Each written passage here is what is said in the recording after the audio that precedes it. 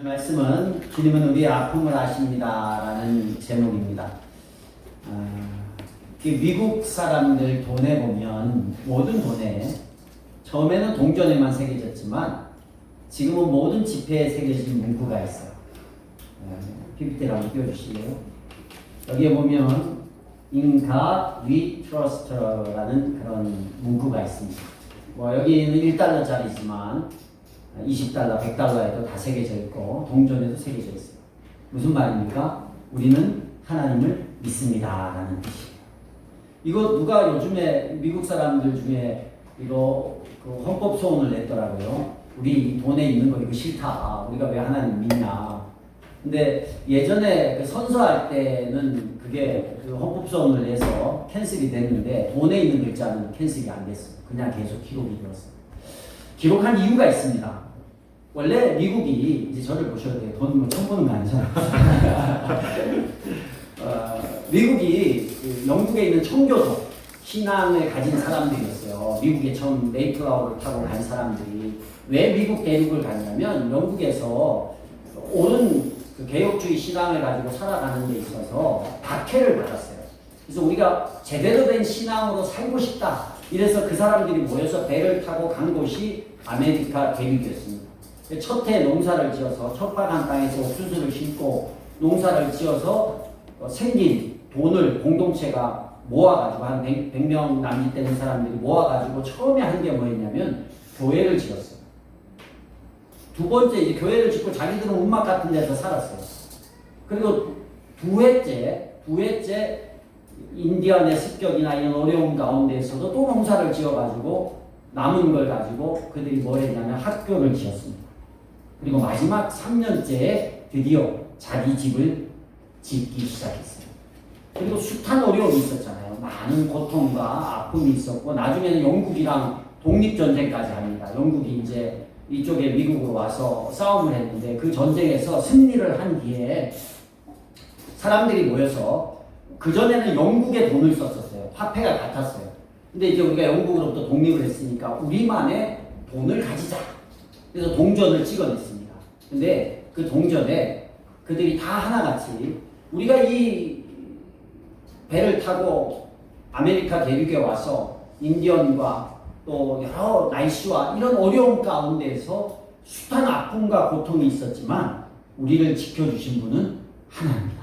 이걸 잊어서는 안 된다. 그래서 이걸 후대에 이 사실을 계속해서 알리기 위해서 동전에다가 우리는 하나님을 믿습니다. In God we trust. 이 문구를 새깁시다 하고 새겼어요. 그리고 나중에 이제 시간이 좀 지나서 지폐를 만들 때에도 지폐 안에도 이 글을 새기자 해서 새겨놓은 거예요. 그래서 후대가 뭘 기억해요? 하나님께서 우리의 그 시련과 고통 가운데서 우리를 건져주시고 지켜주셨다. 우리는 그 하나님을 믿는다. 이런 의미예요. 여러분, 하나님은 우리의 아픔을 외면하시는 분이 아니십니다. 아멘. 우리가 나병 환자에 관해 치유되는 것, 백부장의 종에 대해 치유되는 하나님의 사역들을 보았습니다. 근데 오늘은 좀 종합적으로 이 부분을 보려고 합니다. 베드로의 장모가 열병에 걸렸어요. 베드로는 예수님의 제자 중에 한 사람이에요. 장모가 병에 걸려서 고통 가운데 신음하고 있을 때 사실은 예수님이 어떨 때는 자기의 친한 친구 나사로가 죽어갈 때는 전혀 안 가보는 것 같이 이렇게 보였는데 특별한 사역을 위해서 그랬죠. 근데 예수님은 사실은 약하고 어렵고 문제 가운데 있는 사람을 외면하시는 분이 아닙니다. 아멘. 예수님께서요. 베드로의 장모를 고치는 이 사건을 통해서 우리가 예수님의 마음을 한번 살펴봤으면 좋을 것 같아요. 첫 번째는 예수님은 우리를 찾아오시는 예수님이라는 거예요. 여러분, 내가 어려울 때 마치 주님이 없는 것 같이 느껴질 때가 있지는 않았습니까? 내가 고통 가운데 있고 내가 힘든 가운데 있는데 자꾸 우리가 소환이 되는데 수능 끝나고 우리 성찬 얘기를 제동문제를 했습니다. 주님이 없는 것 같이 느껴지지 않았을까? 너무 힘들잖아요. 그 암흑 같은 시간. 혼자만 암흑이 아니라 온 교회가 암흑. 예배 드릴 때 성찬이가 들어오면 어둠에 들이 있어. 저기 앉았는데 목사님이 얼마나 힘든지 몰라. 설교를 해야 되는데 웃을 수가 없고 저 녀석이 빨리 회복이 돼야 될 텐데 감사해요 할렐루야 이렇게 회복을 해서 생명의 삶도 끝나고 회복돼요. 여러분 우리가 힘들 때는요 지금은 저렇게 밝고 좋고 막 열심히 하지만 우리가 힘들 때는 마치 하나님이 내 곁에 없는 것 같아요. 안 보이는 것 같아요. 근데 그런 게 아니야 하는 거예요. 여기 보니까 14절에 보니까 예수께서 베드로의 집에 들어가셔서 이런 구절이 있어요. 들어갔다, 찾아갔다라는 거예요. 왜 찾아갔을까요? 백부장의 하인은 말씀으로만 그냥 고쳐버렸잖아요. 예수님이 직접 찾아가지 않아도 내가 사랑하는 베드로의 친척이야, 장모야. 그러니 빨리 고쳐야 돼. 열병에 막 열이 펄펄 끓는 상황이니까 이유도 몰라요. 어떤 바이러스가 있는지도 몰라요. 괜히 들어갔다가 전염이 될 수도 있어요. 그런데 예수님은 찾아가시는 분이에요. 예수님은 우리의 아픔을 마치 내가 느끼기에는 예수님이 내 곁에 없는 것 같고 일하지 않는 것 같이 느껴질지라도 예수님은 당신이 사랑하는 사람에 대해서 절대 외면하지 않아요. 그러면 어떨 때 예수님이 원망스러워요? 내가 어떤 큰 문제를 가지고 열심히 기도했는데 그 기도가 응답되지 않을 때 우리가 하나님을 원망하고 예수님을 원망하는 마음이 생길 수 있어요. 그런데 그게 아니에요. 내가 간절히 구하는 것을 예수님은 알고 계십니다.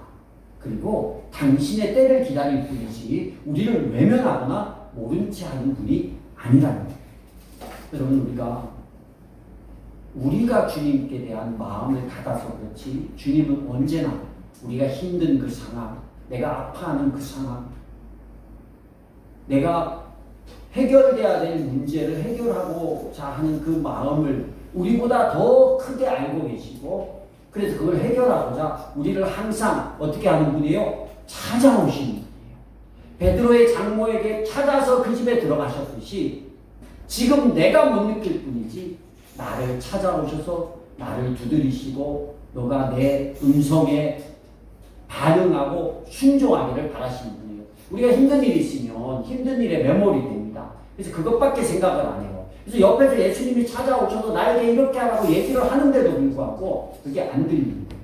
여러분 어떨 때 우리가 그걸 경험하냐면 예수님을 모르는 사람이 교회에 왔을 때 와서 여러 상황이 예수님을 전혀 모르는 사람이 교회에 다니는 친구를 만나게 되고 그리고 또 그 친구를 통해서 어떨 때 교회에 발걸음을 하게 되고 여러분 지금 이게 무슨 상황이에요? 주님께서 죄인된 그 영혼을 구원하고자 하는 하나님의 두드리심이에요. 그의 영혼 가운데 찾아오셨고 들어가시는 거예요. 그런데 누가 몰라요? 자기가 몰라요. 자기가 몰라서 마음의 문을 열지 않으니 예수님이 그 안에서 역사를 일으킬 수가 없는 거예요. 오늘 베드로의 장모는 문을 열었어요. 그 사람은 누워있지만 베드로가 열고 들어갔겠죠. 그래서 주님을 웰컴한 거예요. 환영한 거예요. 환영하니까 들어갈 수 있다. 근데 어떤 사람은 문전박대를 해요. 제가 처음 주일학교 교사를 할 때 문전박대를 당해봤거든요. 신방을 갔는데 엄마가 문을 안 열어주는 거예요. 시골에서 온 이상한 그 당시만 해도 몰골이 말이 아니었기 때문에 교회 교사라고 생각을 못했나 봐요. 문을 안 열어서 그 충격이 제가 아직까지도 늘 가시질 않고 그 두 개가 두 명이었는데 두 명 다 못 데려온 게 엄마가 문을 안 열어줬어요. 어제는 이사신방을 갔어요. 우리 하늘 형제네 집에 갔는데 문을 확 열어주고 우리 하윤이가 얼마나 반갑게 웃으면서 맞아주든지 그게 뭐예요? 웰컴이에요. 그래 역사가 있는 겁니다. 주님은 언제든지 우리의 문제 가운데 우리의 어려움 가운데 찾아오셔서 도우시려고 합니다. 다만 우리가 문제에 매몰이 되어서 주님을 바라볼 수 없는 겁니다. 뭐라고 얘기하십니까? 요한계시록 3장 20절에 복음이 필요한 자의 마음을 두리시는 예수님의 표현이 나와요. 한번 읽어보겠습니다. 시작. 보아라, 내가 문 앞에 서서 문을 두드리고 있다. 누구든지 내 음성을 듣고 문을 열면 나는 그에게로 들어가서 그와 함께 먹고 그는 나와 함께 먹을 것이다. 예수님이 이런 마음이에요. 아프다고 혼자가 아니에요. 힘들다고 혼자가 아니에요. 우리 주님이 얘기하는 거예요. 내가 문 밖에 서서 문을 계속 두드리고 있는데 자기가 안 열면 못 들어가잖아요. 예수님을 영접할 때도 마찬가지고 예수님을 영접한 이후에 우리 삶에 문제나 아픔이 있을 때 여러분 우리가 해결하려고 하면 한계가 있고 어려움이 있어요. 그러나 주님은 무한하신 분입니다. 그 문제를 주님은 해결하고 싶어하고 우리와 함께하고 싶어하고 우리 가운데 하나님의 방법을 들려주고 싶어요. 그럴 때 우리가 뭘 하면 돼요? 문을 열면 되는 거예요. 어떻게 문을 열어요? 주님의 소리에 귀를 기울이는 거예요. 문제에만 귀를 기울이는 거 아니라 주님이 들어오셨는데 딴 생각하는 게 아니라 주님이 뭘 원하실까? 이 상황에서 주님이 어떻게 하기를 원하실까? 여기에 귀를 기울이는 거예요. 주님은 우리가 가장 힘들 그때에도 우리 가운데 함께 하시는 분인 줄로 믿으시길 바랍니다. 두 번째 이 치유하심에 보면 15절에 보니까 이렇게 말씀하십니다. 예수께서 그 여자의 손에 손을 대시니 열병이 떠나가고 그 여자는 일어나서 예수께 시중을 들었다. 아멘. 좀 특이해요. 아무리 봐도 특이해요.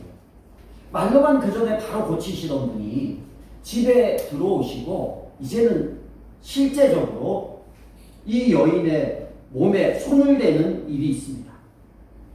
여자의 손에 손을 딱 잡으시고 기도해 주시는 거죠. 뭐냐면 우리가 예수님이 오셔서 예수님이 뭘 하실까 우리와 함께 하시는구나 이걸 아는데 예수님이 정말 내 문제에 대해서 실제적으로 일을 하실까 이 부분에 대해서 우리가 못 믿는 부분이 많이 있어요. 예수님이 손을 잡아도 치유되고 손을 안 잡아도 베드로의 장모는 치유될 수 있어요. 그런데 지금 이 장면은 뭐냐면 예수님께서 직접 일을 하시는 거예요. 치유의 행위를 하시는 거예요. 이런 게 몇 번 있었어요.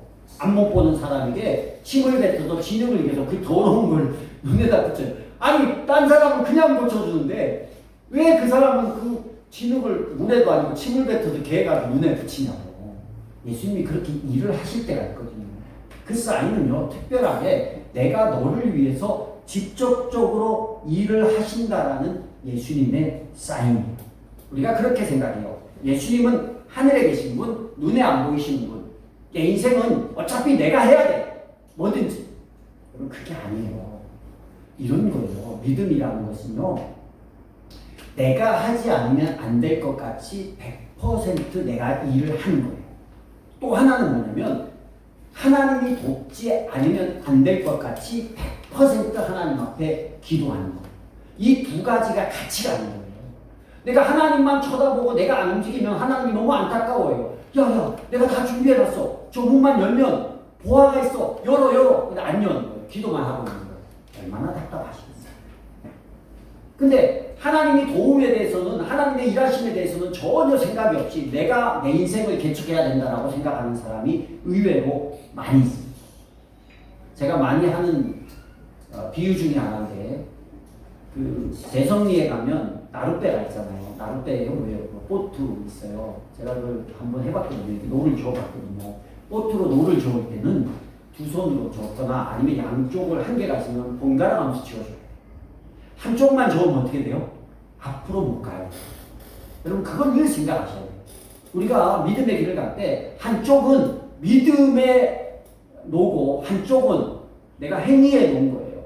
이게 같이 조화를 이루어야 보트가 앞으로 나가는 거예요. 여러분 우리가 내 인생은 내가 알아서 해. 내가 열심히 해야 되고 내가 혼자 이렇게 하면 되고 내가 안 하면 안 돼. 이게 아니라는 거예요. 어떨 때는요. 하나님께서 직접 내 인생 가운데 개입해 주셔서 한 방에 모든 것을 해결해 주실 때가 많이 있더라고요. 나병 환자와 열병을 앓는 베드로의 장모 옆에 갔다가 전염될 수도 있고 병이 옮을 수도 있는 이런 상황 가운데서 예수님이 직접적으로 신이신 그분이 그들의 삶에 개입하셨고 터치하기 시작하는 거예요. 직접적으로 개입하신다. 저도 우리가 이렇게 살아오면서 이 문제, 내가 해결되지 않은 어려운 문제에 대해서 주님이 직접적으로 개입하셔서 해결해 줬던 문제들이 많이 있습니다. 제가 예수님을 영접할 때도 그랬고요. 제가 스스로 예수님이 안 믿어지는 거예요. 얼마나 열심히, 여러분 저처럼 예수 믿기 전에 성경을 열심히 읽었던 사람은 잘 없을 거예요. 저 예수 믿기 전에 성경을 일독을 다 했었거든요. 예수 믿기 전에 예배를 한 번도 안 빠지고 1년을 다녔었거든요. 근데도 안 믿어져요. 그런데 그렇게 안 믿어져도 제 안에는 이렇게 해도 안 믿어지면 나는 예수님 안 믿을 거야 라는 마음이 있었지만 그렇게 선언을 했거든요, 입으로. 그런데 그게 안 되더라고요. 믿고 싶은 마음이 있었던 거예요. 근데 안 믿어지는 거였지. 근데 그 순간에 예수님이 직접 개입하셔서 믿어지게 만들어요. 제가 어머님이 아팠을 때도 사람이 할 수 없는 그 순간에 예수님이 직접 개입하셔서 치유해 주시고 회복시켜 주시고 생명을 연장시켜 주시고, 우리가 개척을 할 때도 아무것도 없는 상황 가운데서 하나님께서 개입하셔서 일이 되도록 해주는 거예요. 수많은 사람들을 붙여주시고 사람들이 스스로 교회를 세우도록 도와주시고. 그리고 재미있는 것은 여기에 이전을 했을 때도 우리가 세금 계산 잘못해서 돈이 모자랄 때 다 긁어 모아서 했는데 돈이 한 2천만 원이 부족했거든요. 2천만 원 여러분 내일까지 구해오라 그러면 여러분 돈이 구해올 수 있는 분도 계실 것 같아요. 저는 어렵더라고요. 다 긁어요. 근데 하나님이 일하셔서 안 해도 될 사람들이 다른 교회에서 어떻게 회의를 해가지고 막 이 교회를 돕자고 해서 돈을 보내주는 거예요. 하나님께서 내가 하는 것까지 열심히 다 했어. 우리 헌금도 하고 최선을 다했는데 더 이상 안 되는 그 순간 가운데 하나님이 직접 손을 대시는 일들이 일어나고 있더라고요. 근데 왜 하나님이 그렇게 하실까요? 재밌는 내용은 여기 15절에 보니까 10명이 떠나가고 그 여자는 일어나서 예수께 시중을 들었다. 베드로의 장모가 병이 낫고 일어나서 예수님 시중을 들었다라는 거예요. 또 우리의 문제 가운데 예수님이 개입하신 이유는 뭐냐면 우리가 주님을 위한 사역을 하라고 그렇게 개입을 하시는 거예요. 여러분 회복됐는데 그때부터 화장실 들어갈 때랑 나올 때가 다른 거예요.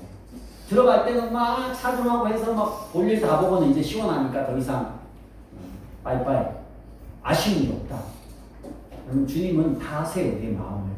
이미 다 알잖아요. 내가 이렇게 개입을 했을 때 이제 나를 더 이상 필요로 하지 않고 지 인생을 지 마음대로 살겠다 이럴 사람인지, 하나님 앞에 주님을 시중을, 하나님의 사역을, 주님의 일을 위해 자기의 삶을 헌신할 사람인지를 알아요, 몰라요? 아시는 거예요.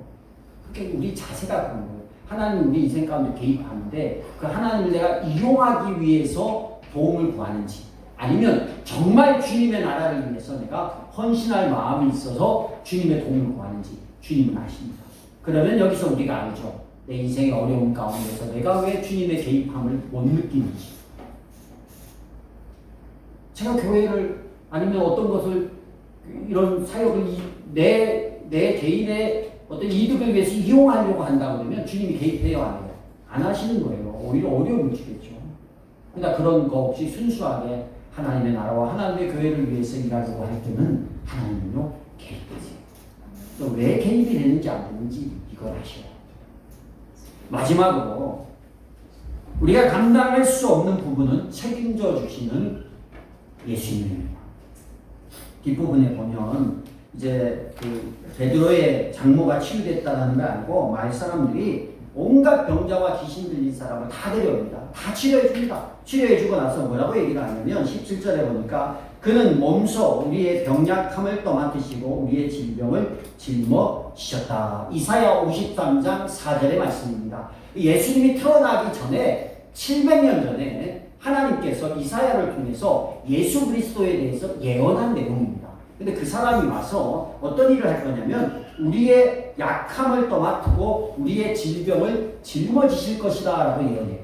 이 이야기는 두 가지인데, 하나는 뭐냐, 죄된 우리의 영혼을 하나님께서 구원해 주시겠다. 우리의 가장 약함이잖아요. 그래서 천국 가지 못하는 우리를 천국으로 인도해 주실 것을 말하는 거고, 또 하나는 뭐냐면 우리가 이 땅 가운데서 하나님의 사람들의 연약함을 하나님께서 친히 감당해 주시겠다라는 의미예요. 여러분의 문제요, 혼자만의 문제가 아닙니다. 우리 주님의 문제이기도 해요. 주님의 문제. 그런 얘기 많이 들으셨잖아요. 그 해변가를 걷는, 우리 인생을 해변을, 모래 위를 걷는 그런 걸로 비유한 건데, 예수님이 늘 우리의 손을 잡고 해변을 걸어갑니다. 그럼 해변에는 발자국이 몇 개 있어요? 4개가 생기는 거예요. 이렇게 4발자국 2개, 예수님 발자국 2개. 근데 자기가 인생 해변을 쭉 보니까 자기 인생에 가장 힘들었던 시기에는 발자국이 2개밖에 없다라는 거예요.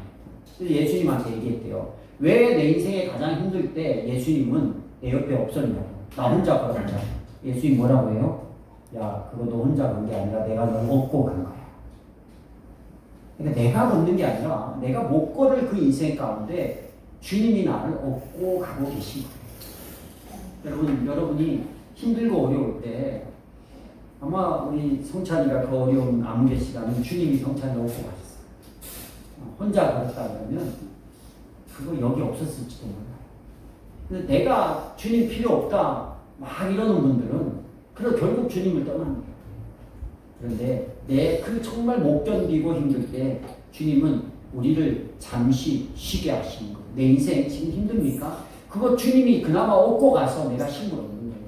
그래서 뭐라고 얘기해요? 주님께서 나중에 마태복음의 11장에 가면 이런 얘기합니다. 좀 더 가면 11장 28절 한번 볼게요. 읽어보겠습니다. 시작. 수고하며 무거운 짐을 진 사람은 모두 내게로 오라. 내가 너희를 쉬게 하겠다. 이게 주님의 마음이에요. 짊어져 주겠다는 거예요. 못 피하면 주님이 짊어져요. 그러니 여러분, 우리에게 아픔과 문제가 있다고 해서 그렇게 의기소침해하지 말고 세상 다 산 것 같이 안 살았으면 좋겠어요. 왜냐? 주님이 우리의 문제 가운데 들어오시고 주님이 내가 이 문제를 이겨내서 주를 위해서 내가 살겠다라는 그 마음에 주님을 시중들겠다라는 고백이 있으면 그 문제 가운데 개입해 주시고 직접 그 문제를 해결해 주세요. 그러고도 안 되면 주님이 어떻게 해요?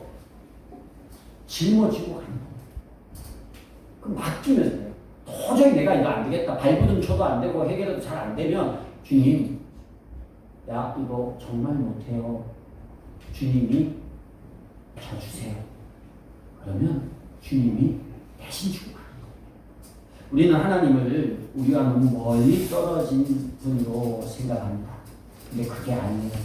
주님 우리 가까이 계시고 우리의 아픔을 아시고 그걸 해결해 주려고 애쓰는 분입니다. 다만 우리가 그 주님 앞에 맡기지를 못해서 끝까지 내가 붙잡고 있는 겁니다. 우리를 찾아오시는 예수님의 그 소리에 귀를 기울이지 않는 거예요. 예수님의 개입에 관해서 인정하지 않는 거예요. 그 예수님께 내 짐을 내가 맡기지를 못하는 거예요. 내 인생 내가 살아야지 뭐 보이지도 않는 하나님이 뭘 해결해줘. 천만의 말씀이다. 그럼 그 인생이 얼마나 고되겠어. 우리 주님은 오늘 말씀의 제목처럼 우리의 아픔을 아십니다. 그리고 우리 옆에 지금 계세요. 그리고 거기에 개입하기를 원하시고 그 짐을 맡아주기를 원하시는 분입니다. 베드로의 장모처럼 그 주님 앞에 내 아픔과 문제, 주님이 나와 함께 하신다는 이 마음을 기억하면서 내어 맡겨서 문제를 해결받고 오히려 건강해지고 우리의 문제가 해결되고 우리의 어려움이 나아졌을 때 주님을 위해서 내가 마음껏 쓰임받겠다라는 그런 결단으로 우리의 곁에 계신 주님을 붙잡고 믿음의 걸음을 걸어가는 어렵지만 견뎌내는 저와 여러분이 될 수 있기를 주의 이름으로 축복합니다. 하나님을 기쁘시게 이웃을 행복하게